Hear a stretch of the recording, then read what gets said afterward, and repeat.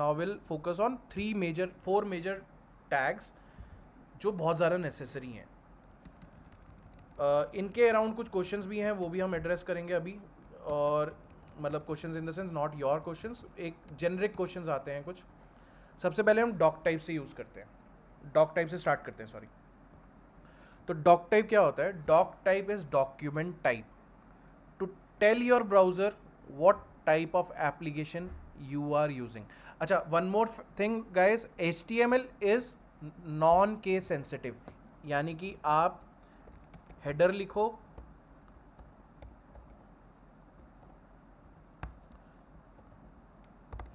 Header लिखो या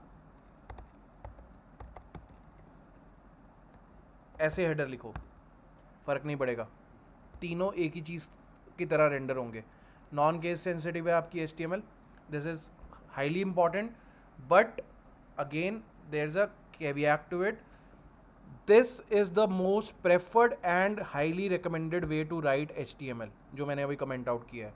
small case में लिखो हमेशा।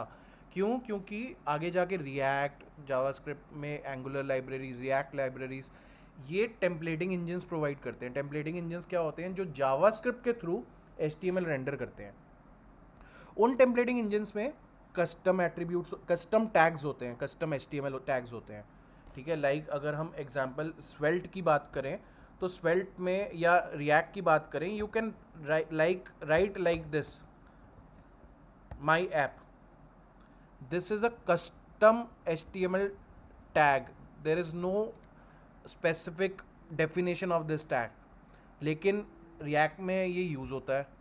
ठीक है, अब रिएक्ट में, एंगुलर में भी ये यूज़ होता है, इसी नाम से यूज़ कर सकते हैं, अलग अलग कुछ भी नाम हो सकते हैं। अब ये जो यूज़ होते हैं, इनको कैमल केसिंग में या कैपिटल नेम से स्टार्ट होने वाले किसी भी तरह से यूज़ कर सकते हैं। तो इसलिए हमें पता होना चाहिए, हमारी स्टैंडर्ड प्रैक्टिस होनी चाहिए कि हम स्मॉल केस में HTML को हमेशा यूज़ करें, हमेशा HTML को लिखते हुए स्मॉल लिखें, और मे बी जब हम माई ऐप लिख रहे होंगे ऐसे करके, तो वो कैपिटल, जो भी उसका स्टैंडर्ड है उसको फॉलो करके करें, लेकिन HTML हमेशा स्मॉल केस में लिखें। लेकिन केस सेंसिटिव है, फ़र्क नहीं पड़ता इस चीज़ से। ठीक है, you can keep posting your queries over here. अगर कोई भी किसी भी तरह का डाउट है तो आप लिख सकते हो, मेंशन कर सकते हो। तो वी वर एट कि हमारी HTML केस सेंसिटिव है। Now comes doc type. Doc type कितने तरह के होते हैं? यहाँ पे आपको ये जितने डॉक टाइप्स दिख रहे हैं, ये जितने भी डॉक टाइप्स दिख रहे हैं, ये सारे अलग अलग डॉक टाइप्स हैं। मेजर प्रैक्टिस में अब ऑलमोस्ट 2015 से यही है in practice. You will see very rare sites जहाँ पे आपको इनमें से कोई एक डॉक टाइप दिखेगा। ठीक है, लेकिन सबका मतलब पता होना ज़रूरी है। तो 4.1 से हमारे डॉक टाइप एग्जैक्टली डिफाइन होने शुरू हो गए थे। उससे पहले अलग अलग तरीके से सब लोग अपना अपना एग्जाम्पल लेके चलते थे, बट 4 में स्टैंडर्ड बन गया था पूरा का पूरा। तो डॉक टाइप डिफाइन करना ज़रूरी था ताकि ब्राउज़र समझ सके कि कौन सी एप्लीकेशन है। और 4 आने के साथ ही, मतलब ये जितने डॉक टाइप्स देख रहे हो ना, यहाँ से लेकर फर्स्ट वाला छोड़ के 1 2 3 4 5 6 7, ये 7 डॉक टाइप्स हमारे 4.01 के साथ ही आए थे। सबका अपना अपना मीनिंग है, फटाफट से मीनिंग समझ लेते हैं। एक ये है, ये स्ट्रिक्ट टाइप वाला होता है। इसमें स्ट्रिक्ट टाइप का मतलब ये है कि आप सिर्फ वही टैग्स यूज़ कर सकते हो जो एक्चुअली में डिफाइंड है, आप कस्टम टैग्स नहीं यूज़ कर सकते स्ट्रिक्ट टाइप में। ट्रांजिशन टाइप में या लूज टाइप में आप कस्टम टैग्स यूज़ कर सकते थे। ये पुरानी बातें हैं, HTML5 में सब कुछ बदल चुका है। HTML5 में सिर्फ एक ही डॉक टाइप है और उसी को हम यूज़ करते हैं। डॉक टाइप कुछ लोग ऐसे लिखते हैं, और आपको जो क्विज़ मिला था उसमें स्मॉल केस में था डॉक टाइप, तो that is completely fine. It can be in capital case, it can be in small case, क्योंकि HTML हमारी केस सेंसिटिव है। तो अगर किसी ने ऐसे लिखा हुआ है तो it's completely okay, but this is HTML file doc type. Loose में आप कस्टम XML यूज़ करते हुए कस्टम उनको यूज़ कर सकते थे, क्या बोलते हैं, कस्टम टैग्स को यूज़ कर सकते थे। XML के स्ट्रिक्ट टाइप में आप सिर्फ कस्टम एट्रीब्यूट्स ही यूज़ कर सकते थे, HTML के बाकी एट्रीब्यूट्स यूज़ नहीं या टैग्स नहीं यूज़ कर सकते थे। XML रेगुलर में XML रेगुलर में आप मतलब it was very similar to transition doc type, but XML regular में और ट्रांजिशन में ये डिफरेंस था कि जो स्टैंडर्ड मतलब ब्राउज़र को जो ये बताया जा रहा था कि इसका main feature as a XML behave करना होगा, और ट्रांजिशन वाले में उसका main feature as HTML behave करना होगा। इसकी एक्सटेंशन होती थी .xml, और ये वाले डॉक टाइप की फाइल की एक्सटेंशन होती थी .html, जैसे यहाँ 5 की .html है, राइट। उसके अलावा दो फ्रेम सेट के थे, जिनमें फ्रेम सेट ऐसे वाला जो था it was only for XML, sorry only for HTML, and जो फ्रेम सेट XML के लिए था यहाँ पे XML 1.0 डिफाइंड है XHTML, तो ये XML और HTML दोनों को सपोर्ट करता था। फ्रेम सेट क्या होता है, आई फ्रेम्स यूज़ करते थे पहले के टाइम पे साइट्स को अलग से इंक्लूड करने के लिए। उन आई फ्रेम्स के तरीके से जो साइट आ रही है, हालांकि sometimes it's called as a bad practice, sometimes it's called as a good, fine, it is okay to use that, but I would highly recommend कि frame sets को जितना avoid किया जा सके you should avoid it. Even in doc type HTML5 iframes allowed हैं, but prefer using embed. आगे सीखेंगे हम embed क्या होता है, iframe क्या होता है, but just as a heads up, avoid iframes. If any types of iframes are being used, your site is highly vulnerable for cross site scripting attack. JavaScript पढ़ते हुए हम सीखेंगे कि XSS अटैक क्या होता है, ठीक है। This was doc type. Next is HTML। HTML tag इसलिए देना ज़रूरी है क्योंकि ये डिफाइन करता है आपकी लैंग्वेज, मतलब यहाँ पे आप लैंग्वेज दे सकते हो अपनी पूरी एप्लीकेशन को। इस लैंग्वेज इंग्लिश का मतलब ये नहीं है कि आपकी लैंग्वेज आप इंग्लिश में लिख रहे हो, आपकी कोड इंग्लिश में चल रहा है, आपका कोडिंग का स्टैंडर्ड वही रहने वाला है। HTML की लैंग्वेज कुछ भी हो सकती है। आपने मल्टीपल लैंग्वेजेस वाली एप्लीकेशन देखी होंगी। अगर हम फरारी वर्ल्ड पे जाएं, यहाँ पे इंग्लिश है और आई गेस अरबिक है, तो ये अरबिक है। इसमें मैं आपको एग्जांपल के साथ इंस्पेक्ट करके दिखाता हूँ कि यहाँ पे अरबिक हम HTML को डिफ़ाइन कर रहे हैं कि लैंग्वेज इसकी ARAE होगी है, और जब हम इंग्लिश चला रहे हैं तो ये EN हो जाएगी, राइट। सिर्फ इतना करने से ब्राउज़र की लैंग्वेज अपने आप नहीं चेंज होने वाली है, there are other way things to do it, but हमें ब्राउज़र को बताना पड़ता है। आपके कंटेंट की लैंग्वेज नहीं चेंज होगी ये चीज़ चेंज कर देने से। अगर मैं यहाँ पे EN को AR कर दूँ नहीं होगा, फ़र्क नहीं पड़ेगा, लेकिन उसके लिए जावास्क्रिप्ट की नीड आती है। लेकिन आप देख रहे हो ये फिर से रिफ्रेश हो रहा है, AR करते ही ये HTML दोबारा से थोड़ा सा री रेंडर हुआ था, अभी फिर से देखना यहाँ पे ये फ्लक्चुएट होंगे थोड़ी देर के लिए। तो वो इसलिए होते हैं क्योंकि आपकी ब्राउज़र उस चीज़ को अंडरस्टैंड कर रहा है कि ये कौन सी लैंग्वेज है, कौन सी लैंग्वेज को मेरे को सपोर्ट प्रोवाइड करना है। और अगर कोई ऐसी लैंग्वेज उसमें लिख दी गई है जिसका, जैसे आप अरेबिक यूज़ कर लेते हो और यहाँ पे बताते नहीं हो अरेबिक है, तो कुछ फॉन्ट्स या कंटेंट ना आपके बॉक्सेस बना के छोड़ देगी साइट, क्योंकि उसको पता ही नहीं है कि कौन सी लैंग्वेज में। आपने यहाँ पे EN लिख दिया है और यहाँ पे आपने अरेबिक लैंग्वेज में लिखा हुआ है, तो वो उसको पूरी एप्लीकेशन को डब्बे डब्बे बना के छोड़ देती है। देयर आर मतलब वो फॉन्ट को रीड नहीं कर पाता है ब्राउज़र, इसलिए ये यहाँ पे देना ज़रूरी है। लेकिन सिर्फ इतना देने से आपकी एप्लीकेशन की लैंग्वेज चेंज नहीं होने वाली है, ये ध्यान रखना। Next is your head tag. Head tag में आपके टाइटल आता है, which is very much mandatory to have a title of every page of your website. उसी टाइटल से पता चलेगा कि आप कौन से पेज को कॉल कर रहे हो। मेटा टैग आता है, which is providing extra meta data to your website, like character set, like content, like SEO के लिए हमें मेटा टैग्स देने हैं। हम एक मेटा टैग यूज़ करते हैं, मेटा डिस्क्रिप्शन करके आता है, उसको बोलते हैं, हाँ ये रहा, ठीक है। इसके अंदर जो भी हम कंटेंट देंगे ना इस डिस्क्रिप्शन के अंदर, वो SEO को पता चलेगा, मतलब सर्च इंजन को पता चलेगा कि इसके अंदर जो कंटेंट है। हम वेबसाइट, आपने कभी इंस्टाग्राम पे हैशटैग्स देखे हैं? I guess everyone is on mute. तो इंस्टाग्राम पे, फेसबुक पे, गूगल पे, यूट्यूब पे, सब जगह पे हैशटैग्स होते हैं आज के टाइम पे। वो डिराइव कहाँ से हुए थे, उनका मीनिंग कहाँ से आया था? वो यहाँ से आया था कि आप वेबसाइट को टैग्स दे सकते हो।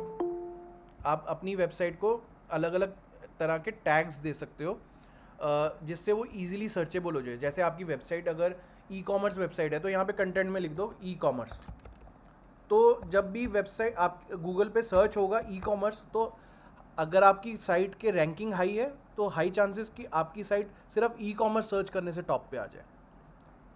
ये एसईओ के लिए होता है मेटा टैग ये वाला, ठीक है। हेड में वो सारी चीज़ें जितनी भी सी एस एस है एप्लीकेशन की वो हेड में आएगी। There is a reason behind it.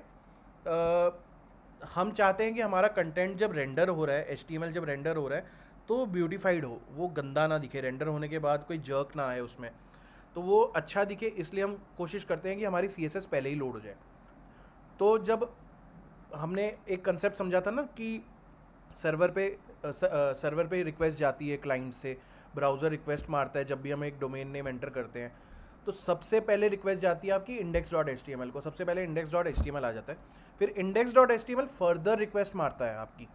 और वो किस किस चीज़ को रिक्वेस्ट मारता है, जो आपके लिंक टैग में और स्क्रिप्ट टैग में होते हैं, या इमेजेस होती हैं, या जितने भी ऐसे टैग्स होते हैं। तो लिंक टैग को, उसको कोई भी लिंक टैग दिखेगा वो उसको हिट मार देगा, उसको कोई भी स्क्रिप्ट टैग दिखेगा वो उसको हिट मार देगा, उसको कोई इमेज दिखेगी वो उसको हिट मारेगा, उसको कॉल करने की कोशिश करेगा सर्वर से। नाउ द पॉइंट इज कि why, what's the difference between writing a link tag in head and writing a link tag in body. I can do that, मैं ये लिंक टैग को यहाँ पे कर सकता हूँ, बिल्कुल कर सकता हूँ, इसमें कोई बड़ा चैलेंज नहीं है।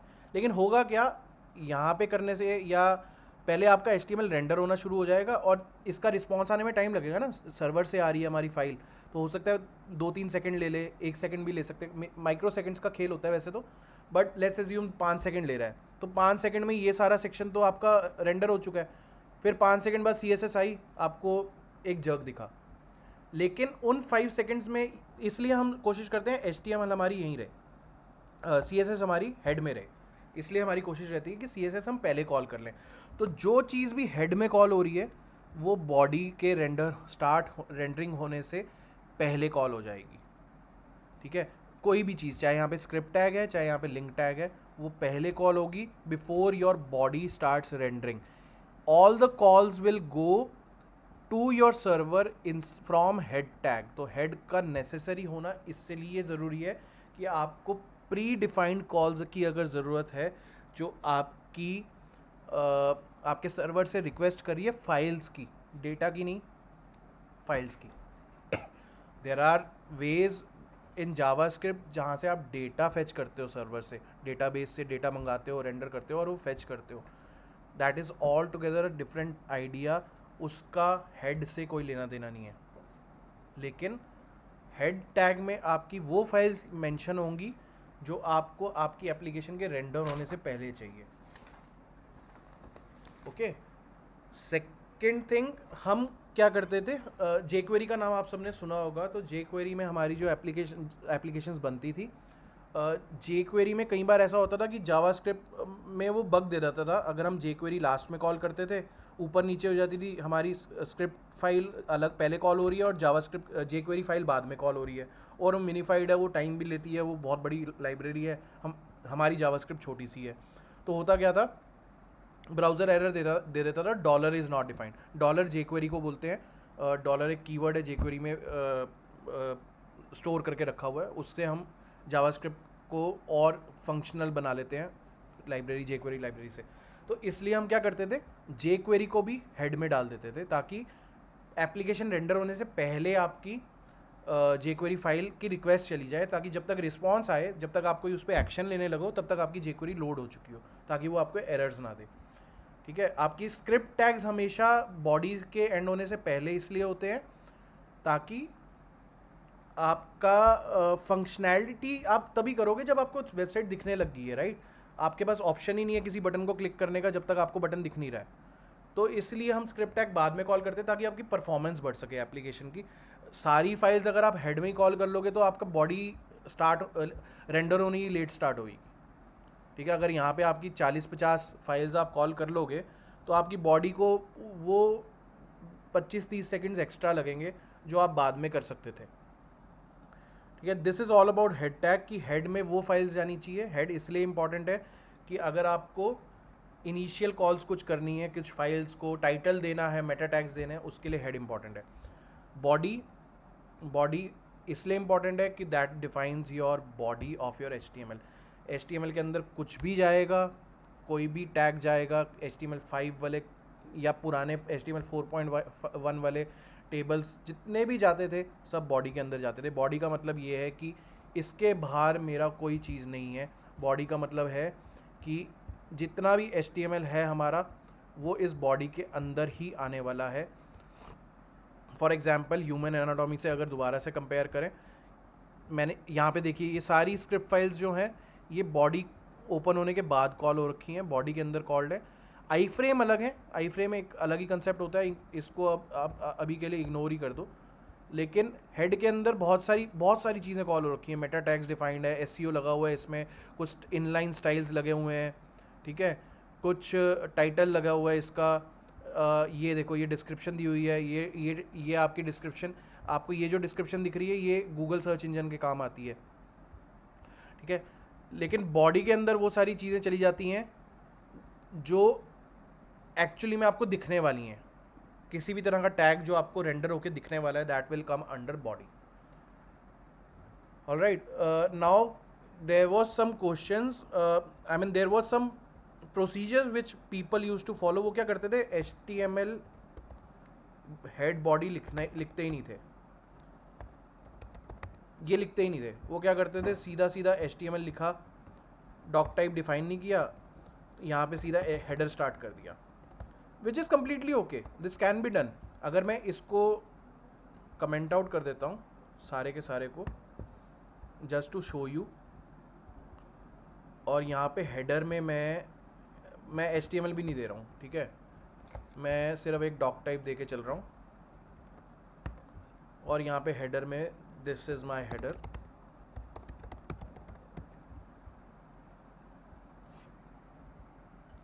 सो I can see it. Comment का कोई एरिया दिख रहा है, that may be because of, we can ignore that, ठीक है। हेडर के अलावा अगर मैं H1 देता हूँ, दिस इज़ माई हेडिंग, ठीक है। तो ये जो दो चीज़ें हमें दिख रही हैं, अगर हम इंस्पेक्ट करेंगे अपनी वेबसाइट को तो ये देखो हेड अपने आप बन गया, बॉडी अपने आप बन गई। टाइटल नहीं आया हेड में क्योंकि हमने दिया नहीं है, लेकिन बॉडी और हेड अपने आप लग गया। Now this is the thing we have to focus, कि क्वेश्चन ये आया था कि अगर ये अपने आप बन जाते तो हमें लगाने की क्या ज़रूरत है। बॉडी अगर हम ना भी लगाएं तो क्या काम चल जाएगा। चलो ठीक है, मैं हेड लगा देता हूँ, ठीक है, मैं हेड लगा दिया यहाँ पे ताकि हेड उसके पास डिफाइंड हो। लेकिन अगर मैं बॉडी ना लगाऊँ, हेड डिफाइन हो गया, HTML भी अपने आप डिफाइन हो गया, अब मैंने बॉडी लगाई है, अपने आप लग गई है, बॉडी तो लगाई नहीं है मैंने, फिर भी लग गई है। तो हमें ऐसा क्यों नहीं करना चाहिए कि हम बार बार क्यों लिखें, हेड बॉडी एक्स्ट्रा क्यों लिखें। वो भी कहीं ना कहीं हमारी स्पेस लेगा, हमारे कुछ टेक्स्ट ख़राब करेगा और फाइल का साइज़ बढ़ाएगा। लेकिन हुआ क्या था, ब्राउज़र्स अपने अपने तरीके से बिहेव करते थे। अगर आप इसी साइट को ऐसे ओपन करोगे क्रोम ब्राउज़र में तो आपका बॉडी यहाँ पे प्रॉपर लग जाएगा। लेकिन अगर आप इसको i9 या 8 में ओपन करोगे ना तो ये पता है कैसे लगेगा, ये आपका ऐसे लगेगा। i8 9 जो है वो ऐसा कुछ बना देंगे, विच इज़ कम्प्लीटली बैड, ठीक है। इससे होगा क्या, आपका हेडर रेंडर ही नहीं होगा। यहाँ पे क्रोम ने अपने आप उस हेडर को उठा के यहाँ डाल दिया है, उसने हेड को चेंज कर दिया है, हेड में टाइटल तक रखा है, उसने लिंक भी उठा के, ये ब्राउज़र की फंक्शनैलिटी है, ब्राउज़र अपने आप उसको इम्प्रूव करने की कोशिश कर रहा है। लेकिन पुराने ब्राउज़र्स इतने एडवांस नहीं होते थे, इतनी अच्छी कोडिंग नहीं होती थी पुराने ब्राउज़र्स की, वो ऐसे रेंडर कर देते थे और आपको दिखता ही नहीं था कुछ। इसलिए ये प्रैक्टिस बन गई कि हेड बॉडी और HTML लगाने से आपका कुछ जाएगा नहीं। हेड तो ज़रूरी है, यहाँ से नज़र आ रहा है, हेड तो लगाना ही पड़ेगा, HTML भी लगाना पड़ेगा क्योंकि हमने लैंग्वेज डिफाइन करनी है। बॉडी ना लगाने से 4 वर्ड एक्स्ट्रा बचाने से आपका कुछ नहीं जाने वाला। 4 वर्ड्स बहुत मिली माइक्रो सेकेंड्स खाने वाले हैं, तो उससे कुछ नहीं, कोई फ़र्क नहीं पड़ता आपकी वेबसाइट की परफॉर्मेंस को।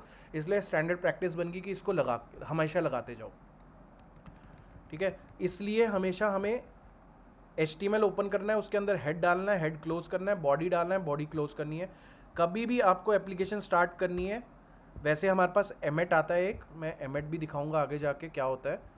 एमेट से आपकी HTML लिखनी बहुत आसान हो जाती है, बड़ी क्विकली चलता है आपका HTML, ठीक है। जैसे यहाँ पे मैं हेडर लिख रहा हूँ, उसके अंदर nav लिख रहा हूँ, उसके अंदर li लिख रहा हूँ, li के 5 आइटम्स हैं, हर एक li के अंदर एंकर टैग है, और इसको मैंने टैब किया और ये मेरा HTML बन गया पूरा का पूरा। It is as quick at this. इसको और अगर मैंने करना है, दिस इज़ लिंक 1 लिंक 2, ये लो link 1 link 2 link 3 link 4 link 5 लिखा हुआ आ गया। There are ways that you can write your HTML very fast, ठीक है। ये प्रैक्टिस से होगा धीरे धीरे, ये कोई ऐसा नहीं है आपको एक दिन में आ जाएगा, this will come with practice. But the point is कि हमेशा कोशिश करनी है कि डॉक टाइप, HTML, हेड और बॉडी, ये 4 सेक्शन हमेशा करेक्ट प्लेस पे डिफाइंड हो। इनको हमेशा डिफाइन करना है, कभी मिस आउट नहीं करना है इनको, ठीक है। This was all about head, body, these tags, doc type, head, HTML and body.